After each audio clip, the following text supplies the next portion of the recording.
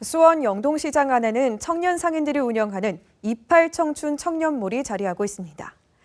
시장에 활력을 불어넣을 거란 기대 속에 올해로 4년 차를 맞았는데요. 하지만 장소 제약의 코로나 사태까지 겹치면서 제대로 운영이 되지 않고 있습니다. 청년몰 사업의 현 주소를 먼저 김효승 기자가 짚어봅니다. 수원 28청춘 청년몰입니다. 점심시간이 다가오지만 푸드코트에는 손님이 단 한 명도 없습니다. 9곳의 음식 매장 가운데 문 연 곳은 3곳뿐. 최근 정부의 지원으로 유명 셰프의 도움을 받아 개업한 곳도 하루하루가 걱정입니다. 3월에 오픈을 하게 됐는데 거의 배달 위주로 나가고 있고 홀은 10만 원도 못 넘을 때도 있고 5만 원도 못 넘을 때도 있고. 많은 고민 끝에 창업했지만 코로나 사태가 예상보다 더 큰 벽이라고 말합니다. 부모님께 돈도 빌리고 지인한테 돈도 빌리고 하다 보니까 압박감이 많은데 솔직히 매출이 너무 안 나오니까 내가 지인분들 주변 사람들한테 너무 실망감을 줄 것 같다라는. 28청춘 청년몰은 지난 2017년 영동시장이 장소를 제공하고 소상공인진흥공단과 수원시가 비용을 지원해 조성했습니다. 하지만 운영 4년을 맞은 청년몰 28개 매장 가운데 4곳은 아예 비었고 입점한 매장도 문 연 곳을 찾아보기 힘듭니다. 지난 2019년 정부의 관리 인력이 철수한 이후 청년들이 자체적으로 운영과 홍보를 해왔는데 그나마도 코로나 사태에 협업이 어렵게 됐습니다. 다 같이 이렇게 행사를 기획하거나 아이디어를 짜려면 일단은 뭔가 좀 모이기도 조금 쉬워야 되고 코로나가 영향이 조금 크기 때문에 저희가 계속 진행했었던 무슨 체험이나 행사 같은 거를 못하게 되어가지고 입지의 태생적 한계에 더해 코로나까지 겹치면서 더욱 어려움을 겪고 있는 수원 청년몰. 일부 청년들은 온라인 등을 통해 활로를 모색해가고 있지만 청년몰 자체의 인지도는 여전히 낮습니다. 정부의 지원이 끝나면서 지방정부의 고민도 깊어지고 있습니다. 수원시는 우선 청년몰 홍보를 늘려가는 한편 청년몰과 시장 운영에 도움을 줄 수 있는 매장 입점을 지원하겠다는 입장입니다. 안내문 홍보 통해서 많이 찾을 수 있도록 메뉴라든가 이런 거를 좀 잘 선택을 해서 그 시장을 찾는 중년이나 장년층들을 상대로 하는 음식 같은 것도 많이 팔 수 있도록. 전국에 조성된 청년몰은 모두 38곳으로 코로나 속에 휴업과 폐업도 늘어만 가는 상황입니다. 지역 청년몰 상인들의 고민이 깊어지는 가운데 정부에서는 또 다른 청년몰 개장을 추진 중입니다. 청년몰 사업이 제대로 된 효과를 발휘하려면 조성뿐만 아니라 운영 과정에서의 어려움을 보완할 수 있는 대안 마련도 함께 필요해 보입니다. BTV 뉴스 김효승입니다. 네, 앞서 보신 것처럼 야심차게 시작한 청년몰이 어려움을 겪고 있습니다. 이런 가운데 안산시는 최근 제1호 복합 청년몰을 개장한 데 이어서 연말까지 한 곳을 더 마련할 예정이라고 하는데요. 어떤 차별화를 뒀는지 이어서 이재문 기자가 보도합니다. 지난 1993년에 문을 연 안산시 본호동의 한 쇼핑몰입니다. 과거 안산시 상록구 지역의 중심 상권이었는데 주변의 신도시 개발과 대형 마트들의 입점으로 활기를 잃었습니다. 특히 지하층은 12년간 빈 공간으로 방치돼 왔습니다. 그랬던 공간에 음식점과 공방, 독립서점과 사진관 등 20개의 점포가 새롭게 들어섰습니다. 점포를 운영하는 업주들은 20, 30대의 젊은 청년들. 신앙코아 전통시장 복합 청년몰 톡은 침체된 상권을 살리면서 청년들에게 창업의 기회를 주는 공간입니다. 저는 이제 요리를 계속 했던 사람이고 이쪽 사업을 위해서 계속 준비를 하고 있었고요.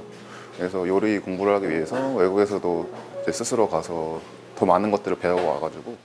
안산 청년몰 톡이 다른 지역의 청년몰과 다른 특징은 임대료 걱정 없이 사업을 시작할 수 있다는 것. 사업 아이템과 열정, 최소한의 설비만 있다면 도전할 수 있습니다. 청년 상인 모집에 5대1의 경쟁률을 기록했습니다. 저희 시에서 이 상가를 한 20개 점포를 모두 매입을 했습니다. 그래서 이게 우리 시 소유입니다. 그래서 청년들한테 창업 기회도 주고 또 청년들이 다음에 또 나가면 경력 단절 여성이라든가 이런 분들도 또 기회를 드리려고 합니다. 또 하나의 특징은 기존 상인들과 청년 상인들의 협업과 상생입니다. 기존 상인들은 청년 상인들에게 경험을 통해 쌓은 노하우를 알려주고 청년 상인들은 젊은 감각의 마케팅으로 보답합니다. 2층 같은 경우는 옷가게가 전문으로 있고요. 3층에는 식당이 있고 또 1층에는 잡화들이 있는데 중복되는 품목이 약간 있음에도 불구하고 그런 부분들을 충분히 기존 상인들의 그 경험을 살려가지고 청년 상인들의 그 부족한 부분 있잖아요. 경험 부족한 부분들을 메꿔주고 또 협조하려고 노력을 많이 하고요. 젊은 감각의 인테리어와 마케팅, 먹거리와 볼거리로 청년몰을 찾는 발길은 점점 늘고 있습니다. 잘 됐으면 하는 바람도 있고 같은 청년으로서 그렇게 생각을 하고 있고 아무래도 홍보라든지 조금 어떤 랜드마크가 될 만한 것들을 많이 개발한다고 하면은 좀 더 사람들이 몰리는 장소가 되지 않을까 싶습니다. 안산시는 지역의 현안인 빈 상가들의 활용과 상권 활성화, 청년들의 창업기회 제공을 위해 올해 말까지 청년몰 한 곳을 더 개장할 예정입니다. BTV 뉴스 이재문입니다. 안산에 새롭게 문을 연 청년몰은 침체된 청년몰 사업의 대안이 될 수 있을지 관심이 모아지는 가운데 창업을 준비하는 청년은 어떤 마음가짐을 가져야 하는지 또 손봐야 할 정책은 무엇인지 짚어봅니다. 계속해서 이재문 기자입니다. 자, 청년몰 사업의 취지는 상권을 활성화하고 또 청년들에게 창업의 기회를 주는 거잖아요. 두 마리 토끼를 잡는 것 아니겠습니까? 그런데 이 청년몰의 입지가 사업 성공의 걸림돌이 된다 뭐 이런 얘기도 있고 입지가 굉장히 중요하다. 성패의 요인이다 이렇게 이야기하는데 실제로 그렇습니까? 활성화가 안 된 부분, 낙후되어 있는 입지를 하기 때문에 필연적으로 접근해야 될 것 같아요. 그 상황은. 성공에 대한 어떤 기준이 워낙 다르기 때문에 제가 봤을 때는 시장 쪽에서 봤을 때는 청년 상인, 청년몰이 들어오면 일단은 좋다고 생각을 하는 거거든요. 예를 들면 막 굉장히 낙후되어 있고 이런 상황들이 다시 재조성되기 때문에 그런 쪽에서 봤을 때는 시장 상인들은 반기는 편이죠, 사실.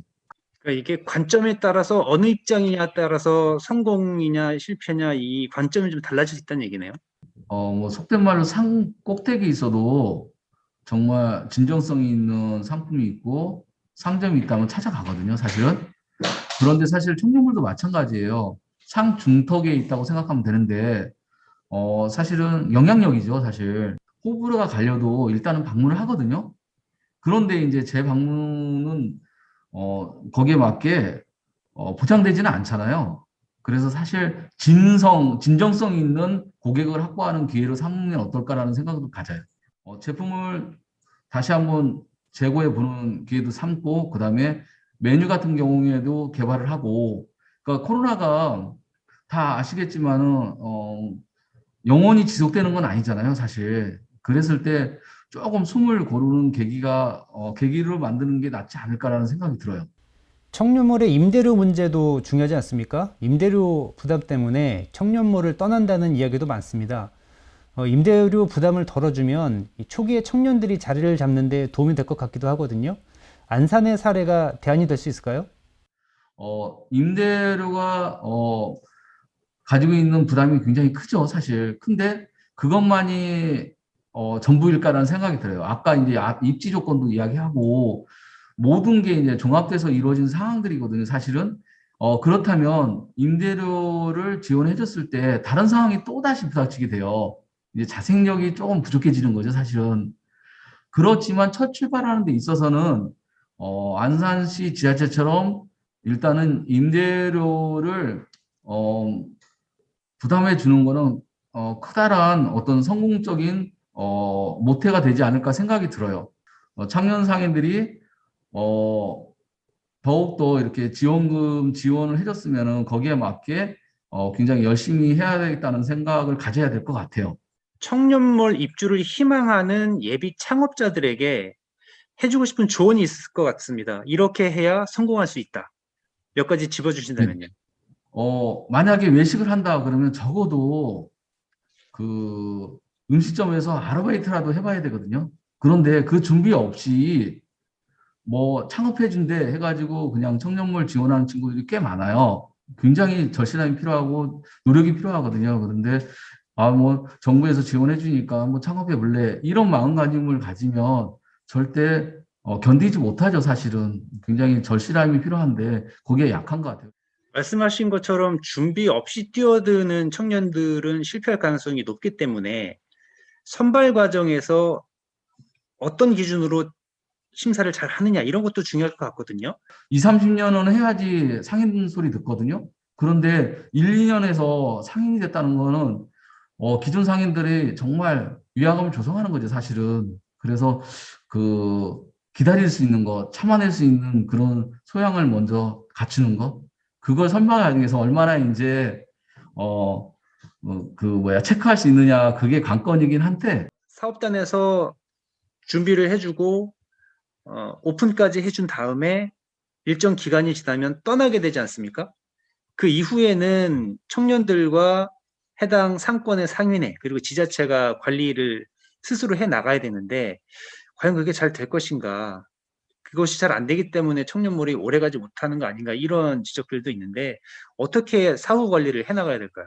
저희가 이제 앞으로 사후 하려고 하는 체제는 운영위원회를 만들자는 거예요. 지금 조성되는 과정인데요, 위원회를. 그래서 그 안에서 강제성도 갖고 지켜야 될 규칙도 정하고, 지금 안산에 신안과 청년몰이 조성됐고요. 앞으로 신규로 이제 단옥마트 청년몰이 조성될 예정인데, 따로 놀면 사실은 이게 위험 부담성이 크죠. 그래서 사실 상호 교류할 수 있는 거, 하나의 어떤 운영위원회를 만들어서 서로 교류할 수 있는 시너지 효과를 낼 수 있는 어떻게 보면 또 경쟁 체제도 될 수 있고, 그러면 멋진 청년몰이 탄생하지 않을까 이런 기대감을 갖게 합니다.